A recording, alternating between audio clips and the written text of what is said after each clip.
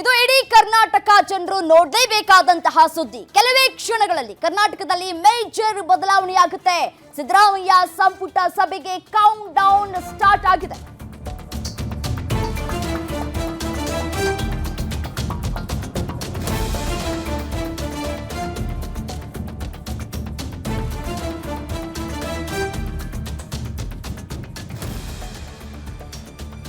ಜಾತಿ ಗಣತಿ ವರದಿ ಪ್ರಹಸನಕ್ಕೆ ಇಂದೇ ಕ್ಲೈಮ್ಯಾಕ್ಸ್ ಫಿಕ್ಸ್. ಸಿದ್ದು ಮೀಟಿಂಗ್ ಯಾರ ಪಾಲಿಗೆ ಆಂಟಿ ಕ್ಲೈಮ್ಯಾಕ್ಸ್.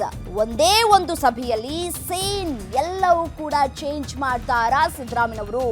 ಸಿದ್ದರಾಮಯ್ಯ ಖಡಕ್ ಡಿಸಿಷನ್, ಅಲ್ಲೋಲ ಕಲ್ಲೋಲ ಆಗುವಂತಹ ಎಲ್ಲ ಸಾಧ್ಯತೆಗಳು ಕೂಡ ಇದೆ. ಮತ್ತೊಂದು ವಿಚಾರ, ಜಾತಿ ಕ್ರಾಂತಿಗೆ ಸಿಎಂ ಸಿದ್ದರಾಮಯ್ಯನವರು ನಾಂದಿ ಹಾಡ್ತಾರಾ ಅನ್ನೋದು ಕುತೂಹಲಕ್ಕೂ ಕೂಡ ಕಾರಣ ಆಗ್ತಾ ಇದೆ. ತೀವ್ರ ಕುತೂಹಲವನ್ನ ಕೂಡ ಕೆರಳಿಸ್ತಾ ಇದೆ ಸಿಎಂ ಸಿದ್ದರಾಮಯ್ಯನವರ ನಡೆ. ಅವರ ತಲೆಯಲ್ಲಿ ಏನು ಓಡ್ತಾ ಇದೆ ಅನ್ನೋದು ಇಲ್ಲಿವರೆಗೂ ಕೂಡ ಪ್ರಶ್ನೆಯಾಗಿಯೇ ಉಳಿದಿದೆ. ಸಿಎಂ ಸಿದ್ದರಾಮಯ್ಯನವರು ಯಾವ ರೀತಿಯಾದಂತಹ ನಿರ್ಧಾರ ಕೈಗೊಳ್ತಾರೆ ಅನ್ನೋದು ಕುತೂಹಲಕ್ಕೂ ಕೂಡ ಕಾರಣ ಆಗ್ತಾ ಇದೆ.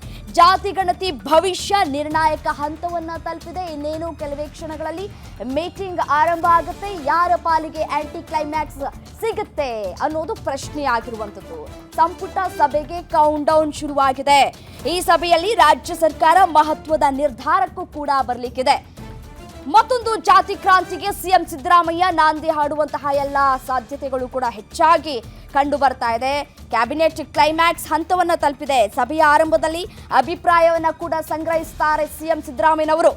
ಸಂಪುಟ ಸಹೋದ್ಯೋಗಿಗಳ ಅಭಿಪ್ರಾಯವನ್ನ ಕೂಡ ಆಲಿಸಲಿದ್ದಾರೆ. ಯಾರ್ಯಾರು ಏನೇನು ಹೇಳ್ತಾರೆ, ಅವರವರ ಅಭಿಪ್ರಾಯಗಳು ಯಾವ ರೀತಿಯಾಗಿ ಇದೆ ಅನ್ನೋದರ ಕುರಿತು ಅವರ ಬಳಿ ಮಾಹಿತಿಯನ್ನ ಕೂಡ ಪಡೆದುಕೊಳ್ತಾರೆ. ಈಗಾಗಲೇ ಯಾವೆಲ್ಲ ಮಾಧ್ಯಮಗಳು ಯಾವ ರೀತಿಯಾಗಿ ಸುದ್ದಿಯನ್ನ ಬಿತ್ತರ ಮಾಡ್ತಾ ಇದ್ದಾವೆ, ಅದೇ ರೀತಿಯಾಗಿ ಜನರು ಏನು ಹೇಳ್ತಾ ಇದ್ದಾರೆ ಅನ್ನೋದರ ಕುರಿತು ಒಂದಷ್ಟು ಮಾಹಿತಿಯನ್ನ ಕೂಡ ಸಿಎಂ ಸಿದ್ದರಾಮಯ್ಯನವರು ಕಲೆ ಹಾಕುವಂತಹ ಪ್ರಯತ್ನಗಳನ್ನ ಕೂಡ ಈಗಾಗಲೇ ಮಾಡಿದ್ದಾರೆ. ಮೊದಲ ಹಂತದಲ್ಲಿ ಸಚಿವರಿಂದ ವೈಯಕ್ತಿಕ ಅಭಿಪ್ರಾಯವನ್ನ ಕೂಡ ಪಡೆದುಕೊಳ್ಳಲಿದ್ದಾರೆ.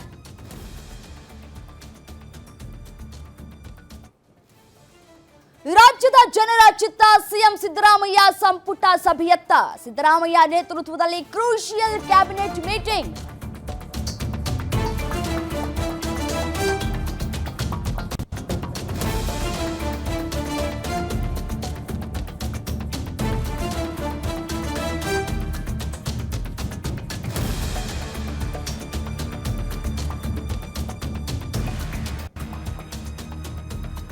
ಯಾವ ನಿರ್ಧಾರ ಕೈಗೊಳ್ತಾರೆ ಸಿಎಂ ಸಿದ್ದರಾಮಯ್ಯ? ಸಂಪುಟ ಸಭೆಯಲ್ಲಿ ಮತ್ತೆ ಹಠಕ್ ಬೀಳ್ತಾರಾ ಸಿದ್ದರಾಮಯ್ಯನವರು?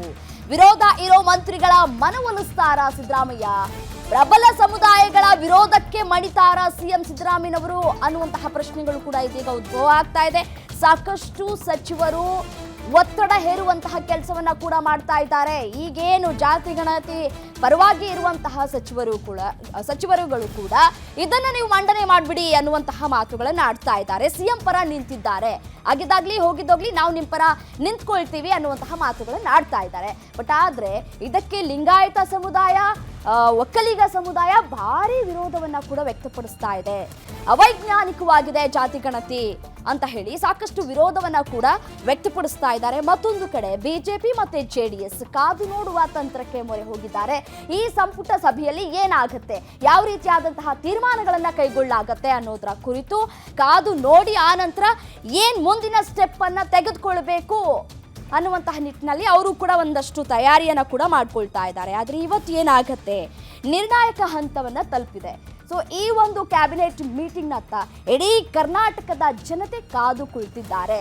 ಏನಾಗತ್ತೆ, ಸಿಎಂ ಸಿದ್ದರಾಮಯ್ಯನವರ ತಲೆಯಲ್ಲಿ ಏನು ಓಡ್ತಾ ಇದೆ, ಏನು ಹೇಳಬಹುದು, ಯಾವ ರೀತಿಯಾದ ನಿರ್ಧಾರವನ್ನ ಅವರು ಕೈಗೊಳ್ಳಬಹುದು ಅನ್ನುವಂತಹ ನಿಟ್ಟಿನಲ್ಲಿ ಒಂದಷ್ಟು ಚರ್ಚೆಗಳು, ಒಂದಷ್ಟು ರಾಜಕೀಯ ವಲಯದಲ್ಲಿ ಆಕ್ರೋಶಗಳು ಕೂಡ ವ್ಯಕ್ತವಾಗ್ತಾ ಇದೆ. ಸಿಎಂ ಸಿದ್ದರಾಮಯ್ಯನವರು ಇದೆಲ್ಲವನ್ನ ಯಾವ ರೀತಿಯಾಗಿ ಫೇಸ್ ಮಾಡ್ತಾರೆ, ಎಲ್ಲ ನಾಯಕರನ್ನ ಒಟ್ಟಿಗೆ ತೆಗೆದುಕೊಂಡು ಹೋಗುವಂತಹ ಕೆಲಸವನ್ನ ಯಾವ ರೀತಿಯಾಗಿ ಮಾಡ್ತಾರೆ, ಈಗ ಸಾಕಷ್ಟು ವಿರೋಧಗಳು ವ್ಯಕ್ತವಾಗ್ತಾ ಇದೆ, ಅವರನ್ನ ಯಾವ ರೀತಿಯಾಗಿ ಮನವೊಲಿಸ್ತಾರೆ ಅನ್ನುವಂತಹ ಪ್ರಶ್ನೆಗಳು. ಯಾಕಂತಂದ್ರೆ ಇಲ್ಲಿ ಮನವೊಲಿಸುವಂತಹ ಪ್ರಶ್ನೆಯೇ ಇಲ್ಲ, ಈಗಾಗಲೇ ಸಾಕಷ್ಟು ಒತ್ತಡಗಳು ಕೂಡ ಹೇರಲಾಗ್ತಾ ಇರುವಂಥದ್ದು. ಸೊ ಹಾಗಾಗಿ ಯಾವ ರೀತಿಯಾದಂತಹ ನಿರ್ಧಾರವನ್ನ ಕೈಗೊಳ್ತಾರೆ ಅನ್ನುವಂತಹ ಪ್ರಶ್ನೆಗಳು ಕೂಡ ಇಲ್ಲಿ ಉದ್ಭವ ಆಗ್ತಾ ಇರುವಂಥದ್ದು. ಸಾಧ್ಯತೆಗಳು ಯಾವ ರೀತಿಯಾಗಿದೆ, ಗಣತಿ ಸಮೀಕ್ಷೆಯ ಅಧ್ಯಯನಕ್ಕಾಗಿ ಸಂಪುಟ ಉಪಸಮಿತಿಯನ್ನ ರಚಿಸಬಹುದು ಅನ್ನುವಂತಹ ಮಾತುಗಳು ಕೂಡ ಕೇಳಿ ಬರ್ತಾ ಇದೆ. ವರದಿ ಸಲ್ಲಿಕೆಗೆ ಸಂಪುಟ ಉಪಸಮಿತಿಗೆ 3 ರಿಂದ 6 ತಿಂಗಳ ಕಾಲಾವಕಾಶವನ್ನ ತೆಗೆದುಕೊಳ್ಳಬಹುದು ಅನ್ನುವಂತಹ ಮಾತುಗಳು ಕೂಡ ಕೇಳಿ ಬರ್ತಾ ಇದೆ. ಈಗಾಗಲೇ ಒಂದಷ್ಟು ಜನ ಹೇಳ್ತಾ ಇರುವಂತಹ ಮಾತುಗಳು ಏನಪ್ಪಾ ಅಂತಂದ್ರೆ ಮತ್ತೆ ಸಮಿತಿಯನ್ನ ರಚನೆ ಮಾಡಿ ಮತ್ತೆ ಸರ್ವೆ ಮಾಡಿ ಅನ್ನುವಂತಹ ಮಾತುಗಳು ನಾಡ್ತಾ ಇದ್ದಾರೆ. ಬಟ್ ಇದು ಎಷ್ಟರ ಮಟ್ಟಿಗೆ ಸಾಧ್ಯ ಆಗುತ್ತೆ ಅನ್ನೋದು ಪ್ರಶ್ನೆ. ಯಾಕೆಂತಂದ್ರೆ 165 ಕೋಟಿ ರೂಪಾಯಿ ಖರ್ಚಾಗಿದೆ ಈ ಜಾತಿ ಗಣತಿ ಮಾಡೋದಕ್ಕೆ ಅಂತ ಹೇಳಿ. ಮತ್ತೆ ಅಷ್ಟು ಕೋಟಿ ಖರ್ಚು ಮಾಡಿ ಮತ್ತೆ ಸಮೀಕ್ಷೆಯನ್ನ ನಡೆಸೋದಕ್ಕೆ ಸಾಧ್ಯನಾ ಅನ್ನುವಂತಹ ಪ್ರಶ್ನೆಗಳು ಕೂಡ ಉದ್ಭವ ಆಗ್ತಾ ಇರುವಂಥದ್ದು. ರೀಸರ್ವೆ ಮಾಡಿ ಅಂತ ಹೇಳಿ ಬಿಜೆಪಿ ಕೂಡ ಒತ್ತಡವನ್ನ ಏರ್ತಾ ಇದೆ, ಆಕ್ರೋಶವನ್ನು ವ್ಯಕ್ತಪಡಿಸ್ತಾ ಇದೆ.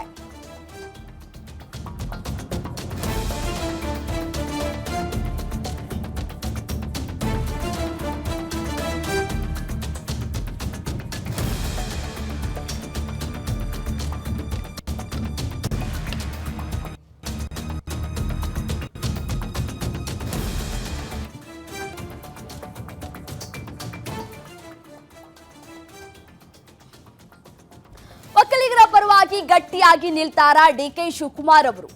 ಒಕ್ಕಲಿಗ ಸಮುದಾಯದ ಪಾಲಿಗೆ ಹೀರೋ ಆಗ್ತಾರಾ ಡಿಕೆಶಿ? ಗೊತ್ತಿಲ್ಲ, ಕಾದ್ ನೋಡ್ಬೇಕಾಗಿದೆ. ಪವರ್ ಬಳಸಿ ವರದಿಗೆ ಬ್ರೇಕ್ ಹಾಕ್ತಾರಾ ಡಿಕೆ ಶಿವಕುಮಾರ್? ಸಿಎಂ ಸಿದ್ದರಾಮಯ್ಯ ಮನವೊಲಿಸ್ತಾರಾ ಡಿಕೆ ಶಿವಕುಮಾರ್?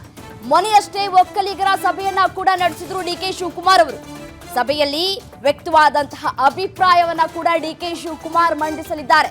ವರದಿಯಿಂದ ಪಕ್ಷಕ್ಕೆ ಆಗುವಂತಹ ನಷ್ಟದ ಬಗ್ಗೆ ಸಿಎಂ ಸಿದ್ದರಾಮಯ್ಯನವರಿಗೆ ಮನವರಿಕೆ ಮಾಡಿಕೊಡುವಂತಹ ಸಾಧ್ಯತೆಗಳು ಕೂಡ ಇಲ್ಲಿ ಹೆಚ್ಚಾಗಿ ಕಂಡು ಬರ್ತಾ ಇದೆ. ಮೊನ್ನೆ ಸಭೆ ಆದಂತಹ ಸಂದರ್ಭದಲ್ಲಿ ಯಾವೆಲ್ಲ ನಾಯಕರು ಯಾವ ರೀತಿಯಾದಂತಹ ವಿರೋಧವನ್ನ ವ್ಯಕ್ತಪಡಿಸಿದ್ರು, ಡಿಕೆ ಶಿವಕುಮಾರ್ ಅವರ ಮುಂದೆ ಏನೆಲ್ಲ ಹೇಳಿದ್ರು ಅನ್ನುವಂತಹ ಕುರಿತು ಸಿಎಂ ಸಿದ್ದರಾಮಯ್ಯನವರಿಗೆ ಮನವೊಲಿಸುವಂತಹ ಪ್ರಯತ್ನಕ್ಕೆ ಮುಂದಾಗ್ತಾರಾ ಗೊತ್ತಿಲ್ಲ.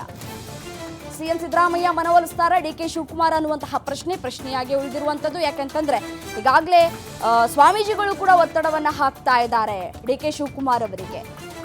ನಮ್ಮ ಜನಸಂಖ್ಯೆ ಇಷ್ಟು ಕ್ಷೀಣಿಸೋದಕ್ಕೆ ಎಷ್ಟರ ಮಟ್ಟಿಗೆ ಸಾಧ್ಯ? ಇದು ಅವೈಜ್ಞಾನಿಕವಾಗಿದೆ, ಇದನ್ನು ನೀವು ಒಪ್ಪಬೇಡಿ ಅಂತ ಹೇಳಿ ಅವರ ಮೇಲೆ ಪ್ರೆಷರ್ ಹಾಕುವಂತಹ, ಒತ್ತಡ ಹಾಕುವಂತಹ ಕೆಲಸಕ್ಕೆ ಮುಂದಾಗ್ತಾ ಇದ್ದಾರೆ. ಅದೇ ರೀತಿಯಾಗಿ ಸಾಕಷ್ಟು ಸಚಿವರು, ಶಾಸಕರು ಕೂಡ ಆಕ್ರೋಶವನ್ನು ವ್ಯಕ್ತಪಡಿಸ್ತಾ ಇದ್ದಾರೆ. ಇನ್ನು ಒಂದ್ ಕಡೆ ಈ ಹಿಂದೆ ಡಿಕೆ ಶಿವಕುಮಾರ್ ಅವರು ಕೂಡ ಸಹಿ ಹಾಕುವಂತಹ ಕೆಲಸಗಳನ್ನ ಕೂಡ ಮಾಡಿದ್ರು.